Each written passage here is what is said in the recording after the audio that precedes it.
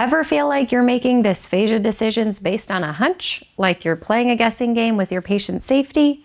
It's a terrible feeling. Trust me, I know, and don't worry, you are absolutely not alone. Today we're unlocking the power of base rates, a secret weapon that can transform your dysphagia practice from guesswork to informed decision making. Hi, I'm Teresa Richard. I've been a medical speech pathologist since 2008. I'm a board-certified specialist in swallowing and swallowing disorders, and I'm the founder and CEO of the MedSLP Collective and MedSLP Education. Author of the best-selling book, So You're Having Trouble Swallowing, and host of the Swallow Your Pride podcast, which has over 5 million downloads. Welcome, I am so glad you are here. Base rates, what they are and why they matter. Imagine you're a detective investigating a crime. You find a piece of evidence at the scene. Does that automatically point to the culprit? Not necessarily. It's a piece of the puzzle, but it means very little all by itself. You need to consider how common that evidence is in the general population and if it has a relationship to the crime itself. Now let's go back to an SLP investigating dysphagia. Let's say you're evaluating a patient and trying to determine if the patient has dysphagia. You observe the patient coughing. Does the cough automatically mean aspiration? No, not necessarily. It's a piece of the puzzle, but it means very little all by itself. You need to consider how common that cough is in the general population and if that cough has a relationship to dysphagia. How many people have a similar symptom but don't have dysphagia? What would a cough look like in someone who has dysphagia, and does this cough look like that? That's where statistical analyses and base rates come in. A base rate is simply the prevalence of something in a specific population. It tells us how likely something is to occur, giving us a valuable starting point for our clinical reasoning. Without it, we tend to take a small bit of information and start making huge leaps of inferences that have absolutely no basis or fact. For example, a cough is usually just a cough, and more often than not has nothing to do with dysphagia. Why? Because dysphagia is just one cause of cough and there are many different causes. We tend to ignore the fact when we have been asked to go see a patient and look for dysphagia. We are actively looking for something that might have a minuscule chance of actually being there. When you're looking for something super hard, you'll eventually find it, whether it's there or not. When you're a hammer, everything is a nail. And when you're a speech pathologist, everything is dysphagia. There was a young SLP fresh out of grad school. She was evaluating a patient with a history of stroke. Concerned about the potential for silent aspiration, she immediately recommended a modified barium swallow study, even though the patient showed no signs of swallowing difficulties. However, after learning about base rates, she realized that the likelihood of silent aspiration in this particular patient, due to the location of the old brain lesion, was relatively low. And the risk for any aspiration turning into a respiratory issue for this particular patient was also relatively low too, given they had a healthy and stable respiratory status. This knowledge allowed her to make a more informed decision, deciding to nix the swallow study, avoiding an unnecessary and costly procedure. Base rate neglect, a common pitfall. We often fall prey to base rate neglect, allowing vivid details or personal biases to overshadow the statistical probability of something.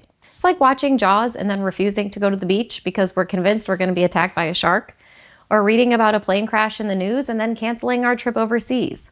We're ignoring the facts of the matter, that shark attacks and plane crashes are extremely rare, despite what our emotions are telling us. To prove that you are also susceptible to base rate neglect, I'm going to ask you a question. Think of a woman in your head. I'm going to give you some characteristics about this woman, and I want you to tell me if she's more likely to be a librarian or a salesperson. Don't overthink it, just go with your gut. So the lady's middle age, wears glasses, loves turtlenecks, and constantly has a book in her hand. Is she more likely to be a librarian or a salesperson? If you answered librarian, you might be wrong, but that's okay. You're not alone. Almost everyone falls for this because what I'm doing is describing the image that many of us have in our head of what a librarian is supposed to look like, whatever that even means. But regardless of what she looks like, we are asking a statistical question, not a question about individual characteristics.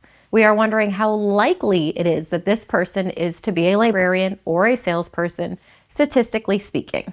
And it's clear that there are way more salespeople than librarians in the world. Sorry if we tricked you there, but if it taught you something, it was totally worth it. The concept of base rates is crucial in healthcare decision-making, and sometimes we may overlook its importance. In dysphagia management specifically, base rate neglect can lead to overly conservative recommendations, unnecessary testing, and even delays in treatment. Let me show you how. Imagine a scenario where you're evaluating a patient who has a community-acquired pneumonia. It's easy to assume the connection between pneumonia and swallowing difficulties, potentially leading to a recommendation for highly restrictive dysphagia interventions, such as thickened liquids or even an NPO status, even if the patient's bedside swallowing evaluation appeared totally functional.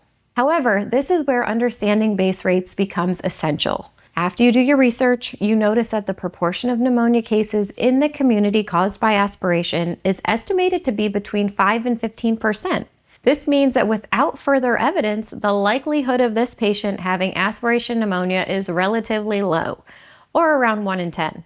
This starting point is extremely helpful and might persuade you to rethink an overly conservative recommendation or at least pursue further testing before you jump to any conclusions. By prematurely recommending thickened liquids based solely on the presence of pneumonia, we risk overlooking the base rate and potentially imposing unnecessary restrictions on our patients. These restrictions can have risks that outweigh the risks of potential aspiration and respiratory compromise, even if the pneumonia was due to dysphagia. A more balanced approach would involve considering the low probability of aspiration pneumonia alongside the potential benefits and drawbacks of thickened liquids, and to determine if an instrumental swallowing evaluation is warranted in the context of this information.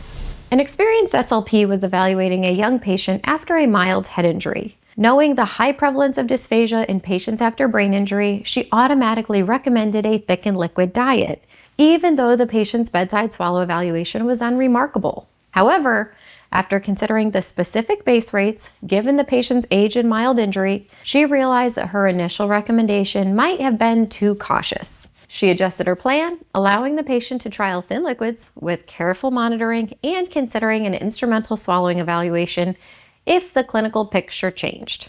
This line of reasoning led to a more rational decision and ultimately improved the health and quality of life of the patient. Wait a minute, things are about to get really interesting. We're just scratching the surface of how base rates can improve your practice, and you won't believe the insights coming up next. So if you're already hooked, do yourself a favor and hit that subscribe button and notification bell. That way you'll be the first to know when I drop more game-changing knowledge just like this. Now I'm curious, what questions are swirling around in that brilliant SLP brain of yours? Don't be shy. Share your thoughts and questions in the comments below. Let's learn from each other. And because I love to reward my awesome viewers, make sure you stick around to the end. I've got a freebie that will seriously level up your MedSLP game.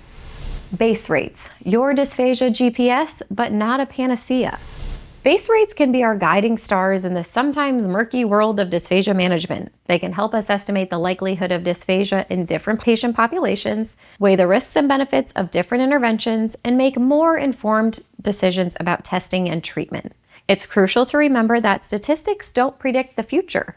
They can't tell you what will happen, but rather provide probabilities based on group research. The quality and relevance of research can vary significantly, so critical evaluation is essential to determine the value of different studies. However, establishing a base rate is a good starting point and far superior to approaching a situation without any information, which is, in all senses of the term, guessing. Another thing to consider as we use research and statistics to guide our decision-making is the broken leg phenomenon.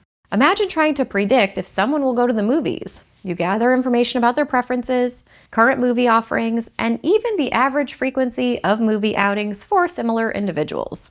However, if you discover they recently broke their leg, this new information overrides all previous data. In dysphagia management, a broken leg could be an orally intubated patient, confirmed aspiration on an instrumental evaluation, or persistent coughing and discomfort with certain consistencies. This patient-specific information might outweigh any general research findings related to their condition, depending on the patient's goals and their individual clinical situation. Ultimately, research and statistics have limitations. They can be incredibly helpful, but patient evaluation is crucial. Data can indicate the likelihood of dysphagia, aspiration, or aspiration pneumonia, helping you decide on further testing, referrals, or treatment plans. Yes, base rates provide a preliminary understanding of the patient's situation, but it's not the complete picture. It's more like a starting point on a map than a detailed guide. And the effectiveness of this approach depends on the quality of information and your ability to interpret it.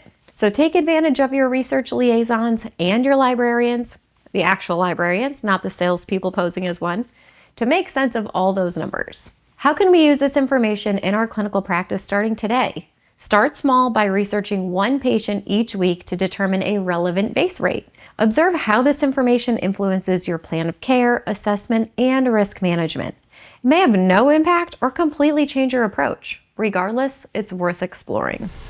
An SLP was evaluating a patient who had head and neck cancer. By researching the base rates of dysphagia in this population based on the patient's specific type of cancer, she was able to anticipate potential challenges and develop a proactive treatment plan. This knowledge allowed her to provide targeted interventions and support.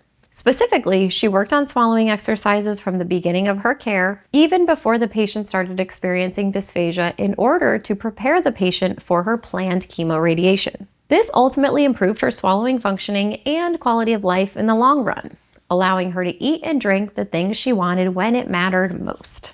Struggling to stay up to date with the latest in dysphagia management? Craving connection with fellow SLPs who understand your challenges? Look no further than the Medical SLP Collective. We provide resources, support, and a sense of belonging. Plus, we've got lots of freebies. Check out the website for a ton of free resources, including our entry into research for the SLP. You're going to love it. Check out the link below in the description to get started.